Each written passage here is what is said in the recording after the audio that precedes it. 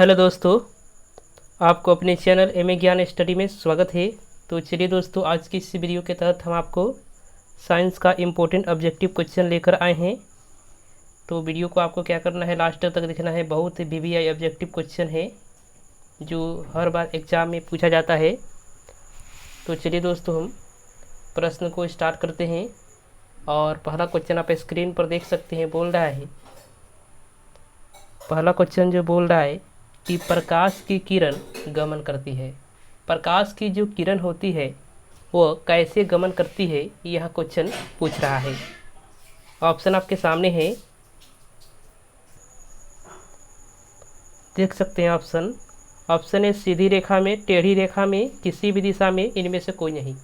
तो इसका right answer हम बता देना चाहेंगे। इसका जो राइट आंसर हो जाएगा ऑप्शन नंबर ए, सीधी रेखा में गमन करती है। प्रकाश की जो किरण होती है हमेशा क्या होती है कि सीधी रेखा में चलती है, आपको ध्यान रखना है। और प्रकाश कैसी तरंग है, एक विद्युत चुंबकीय तरंग है, आपको यह बात भी ध्यान में रखना है। और प्रकाश ऊर्जा का एक रूप है, आपको इतना बात जानना होगा, क्योंकि ऑब्जेक्टिव क्वेश्चन है, कैसे भी घुमा करके पूछ सकता है आपसे। चलिए अगले क्वेश्चन की तरफ चलते हैं। चलिए यहाँ देख सकते हैं ऑप्शन नंबर ए इसका राइट आंसर है। चलिए यहाँ देखिए, अगला क्वेश्चन बोल रहा है कि मोटर गाड़ी के चालक के सामने लगा रहता है। मोटर गाड़ी का जो चालक होता है उसके सामने कौन सा दर्पण लगा रहता है।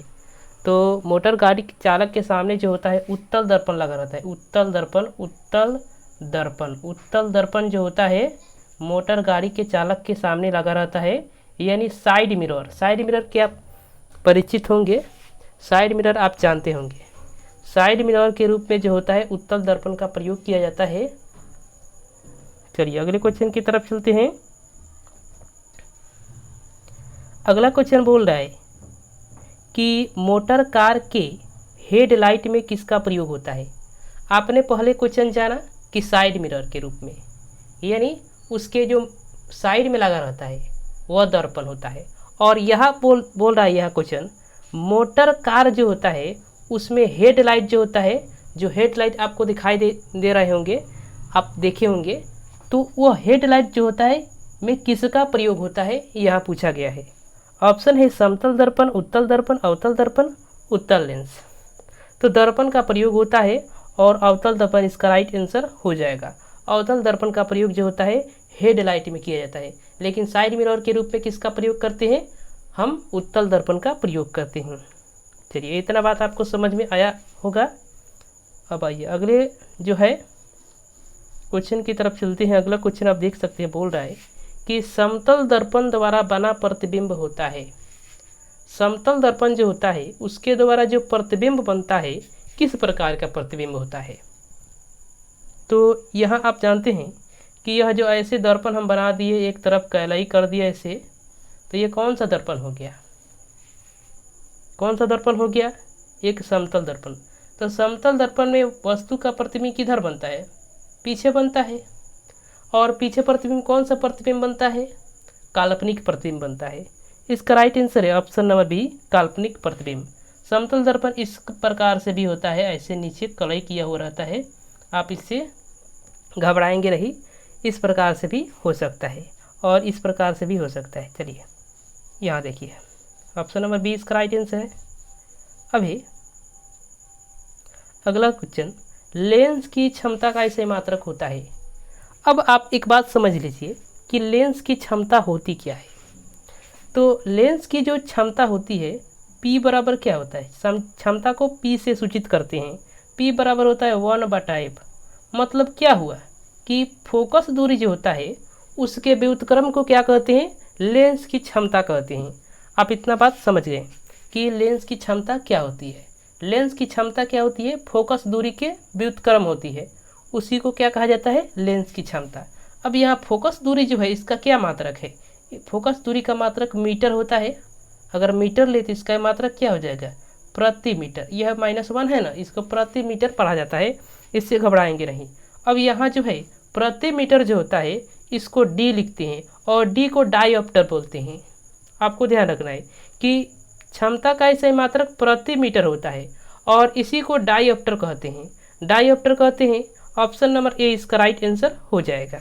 इतना बात आप समझ गए होंगे कि लेंस की जो क्षमता होती है उसका ऐसा ही मात्रक क्या होता है, डायऑप्टर होता है। चलिए अगले क्वेश्चन की तरफ चलते हैं।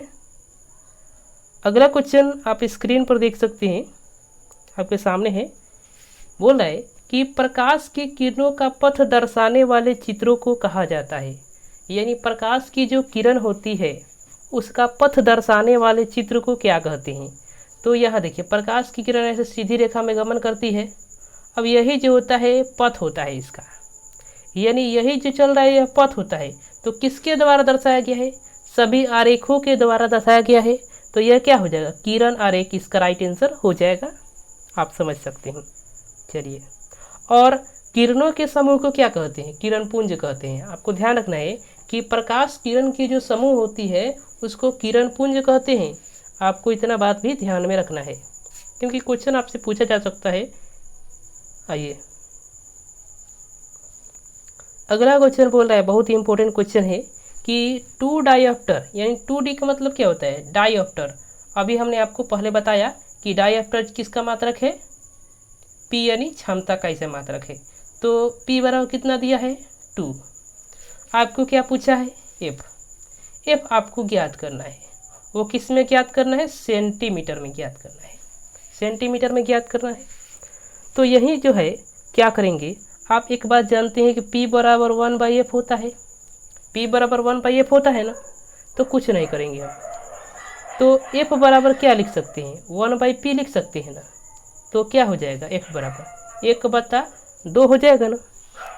अब 1/2 किस में आया, मीटर में आया, मीटर में आया ना। तो हमको क्या चाहिए है, F बराबर जो है 1/2 है वो भी क्या है, मीटर में है। और मीटर को सेंटीमीटर में बदलने के लिए 100 से गुना करते हैं ना। तो 100 यानी 50 दूना 100 हो जाएगा, तो 50 बार में कटेगा ना। तो 50 सेंटीमीटर इसका राइट आंसर हो जाएगा। ऑप्शन नंबर डी देख सकते हैं। चलिए, आपको समझ में नहीं आया फिर समझा देते हैं एक बार। P बराबर आपको कितना दिया है, 2 दिया है, 2 दिया है। F बराबर आपने क्या निकाला, 1/P, 1/P आपने निकाला। इसको क्या लिख सकते हैं, 1/2 लिख सकते हैं ना। अब यह क्या है, मीटर में है, मीटर में है। इसको सेंटीमीटर में बदलने के लिए क्या करते हैं, 100 से गुना करते हैं। तो 100 कितने बार में कटेगा, 50 बार में कटेगा। तो 50 बार में कटेगा तो 50 सेंटीमीटर इसका राइट आंसर हो जाएगा, ऑप्शन नंबर डी। चलिए, आपको इतना बात समझ में आया होगा। चलिए अगले क्वेश्चन की तरफ चलते हैं। अगला क्वेश्चन वही वाला क्वेश्चन है, ऑप्शन नंबर डी। चलिए अगला जो क्वेश्चन बोल रहा है, समीकरण CaCO3 is equals to CaO plus CO2 किस प्रकार की अभिक्रिया है। तो यह क्या हो रहा है कि जब CaCO3 क्या है, संगमरमर का सूत्र है या चूना पत्थर का सूत्र है, इसको क्या किया जाता है, उष्मा दिया जा रहा है। उष्मा देने के बाद क्या बन रहा है, CaO अब प्लस CO2 में टूट जा रहा है। तो क्या हो रहा है, इसका विघटन हो रहा है। तो विघटन किस अभिक्रिया में होता है, वियोजन अभिक्रिया। ऑप्शन नंबर ए इसका राइट आंसर हो जाएगा। चलिए यहाँ देखिए अगला क्वेश्चन देखिए, यहाँ जो है 2mg plus O2 is equals to 2mgO, यह किस प्रकार की अभिक्रिया का उदाहरण है। तो यहाँ क्या हो रहा है, यहाँ क्या हो रहा है, वहाँ हमने देखा CaCO3 जो था वहाँ क्या हो रहा था, CaO प्लस CO2 में क्या हो रहा था, टूट रहा था। लेकिन यहाँ उल्टा हो रहा है। देखिए Mg 2mg और O2 के मिलने से क्या हो रहा है, 2mgO बन रहा है। तो बनने के फलस्वरूप कौन सी अभिक्रिया होती है, संयोजन अभिक्रिया होती है। आपको ध्यान रखना है कि संयोजन अभिक्रिया में जो होता है, पदार्थ के अणु एक दूसरे से जुड़ करके एक यौगिक का निर्माण कर देते हैं। आपको ध्यान रखना है। अब आइए अगले क्वेश्चन की तरफ चलते हैं। अगला क्वेश्चन बोल रहा है कि ऐसी अभिक्रिया जिसमें 2 या 2 से अधिक अभिकारक मिलकर एकल उत्पाद का निर्माण करते हैं उसे क्या कहते हैं। देखिए यही अभिक्रिया वाला क्वेश्चन आपको भाषा में दे सकता है कि उसको क्या कहते हैं। तो यहाँ क्या हो रहा है, 2 या 2 से अधिक अभिकारक मिलकर, अभी हमने आपको क्या बताया 2Mg प्लस O2 मिलकर क्या बना 2MgO बना ना। तो क्या हो रहा है, यहाँ कर रहा है 2 या 2 से अधिक अभिकारक, यानी ये क्या हो गए अभिकारक हो गए और ये प्रतिफल हो गया, यानी उत्पाद कहते हैं इसको। एकल उत्पाद का निर्माण करते हैं तो उस अभिक्रिया को क्या कहते हैं। तो क्या हो रहा है, अभी आपने समझा कि संयोजन अभिक्रिया कहते हैं। संयोजन अभिक्रिया में क्या होता है कि 2 या 2 से जो है अधिक अभिकारक मिलते हैं और उनके मिलने से एक प्रतिफल यानी एक उत्पाद का निर्माण होता है, उस अभिक्रिया को कहते हैं हम संयोजन अभिक्रिया। चलिए अगले क्वेश्चन की तरफ चलते हैं। अगला जो क्वेश्चन बोल रहा है संगमरमर का रासायनिक सूत्र क्या है। तो संगमरमर का रासायनिक सूत्र होता है ऑप्शन नंबर ए CaCO3, आपको ध्यान रखना है।